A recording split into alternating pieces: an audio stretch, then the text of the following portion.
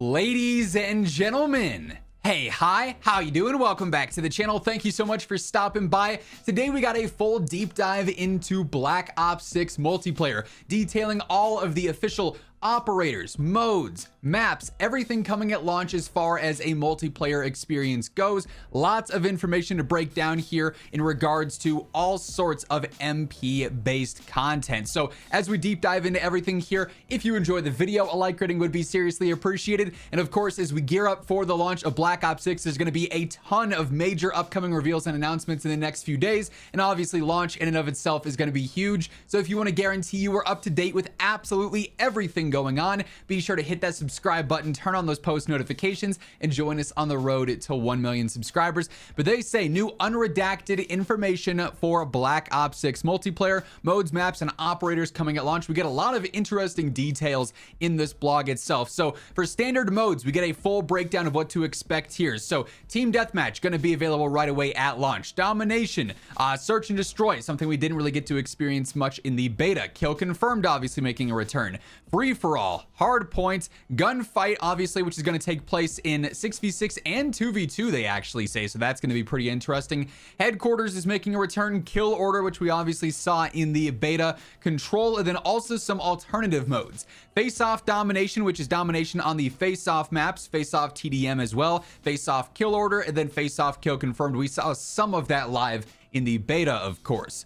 We also have hardcore mode variants. So looking for a challenge where there's limited HUD, friendly fire enabled, super low health. Hardcore is going to officially be available at launch with the modes of TDM, kill order, domination, hardpoint, SND, kill confirmed, free for all, and face off mosh pit. So if you're someone who's doing camo grinding, trying to level up some weapons quicker, hardcore can be super efficient for that in certain situations. So nice to see that hardcore is going to be available right away on day one. Additional mode intel, the training course is going to be there. We also get some details on the firing range. We get a nice little look at the firing range here too, which is pretty cool. So the firing range returns, a familiar location to test your equipped loadouts, and this is going to come with a few new additions, which is super nice. So practice dummies to shoot are set at 10, 25, and 50 meter intervals. Dummies can have no 1, 2, or 3 armor plates added to them. You have unlimited ammo. The upper left corner features a target elimination tracker, an accuracy tracker, and a damage tracker. So we're actually going to have more details, like we have accuracy and whatnot in the firing range now, but for the most part the MW3 firing range is not super helpful because the damage has been off like the entire time it's been there. So hopefully that means this year around they're going to actually be thorough and in depth with this, and it'll be fully accurate so you can test things for certain in the firing range and not always need a live environment.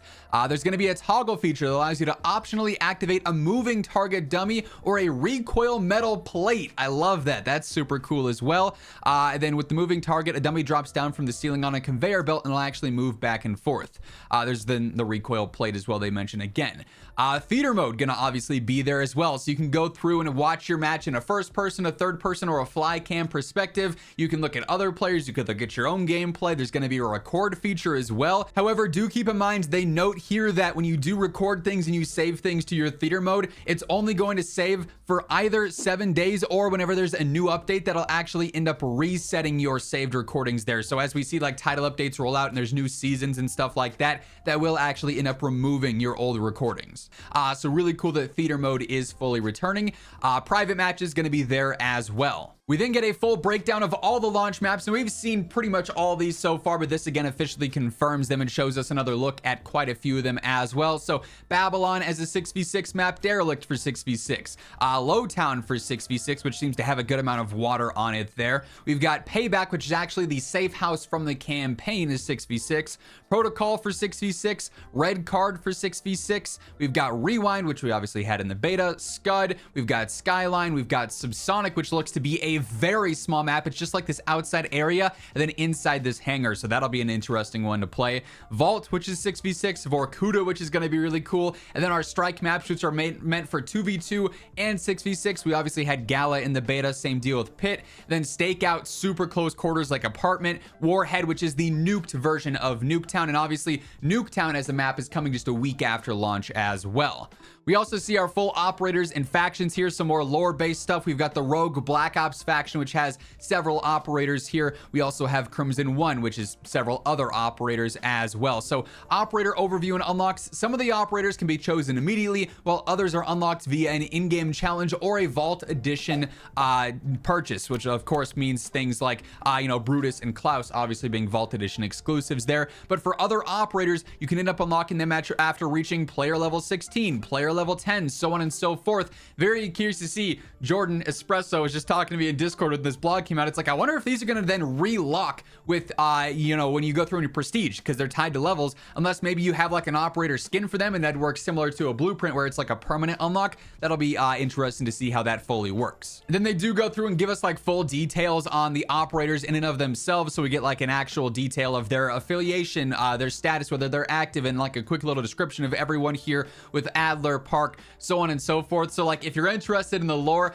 the blog does go through and detail all of that for everyone. It's not like the largest descriptions ever, like Corey Inkslasher. I'm sure he's gonna have a heyday with this because it's gonna give more to the lore and to the story here, so he can do like operator breakdowns and everything. But for actual gameplay purposes, 99% of players probably are not too focused on some of the breakdowns for the operators and everything going on there. Then we also get more confirmations of some other upcoming reveals here. So expect further critical intel to be unredacted in the coming days as we confirm additional launch content across multiplayer and zombies. So launch comms blog 1, multiplayer and more, essential intel on multiplayer modes, maps, factions. That's what this blog is, of course.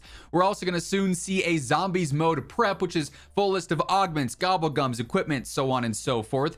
The weapons hot blog, every primary, secondary, and melee weapon detailed for Black Ops 6 includes new details on the latest innovations across gunsmith and attachments.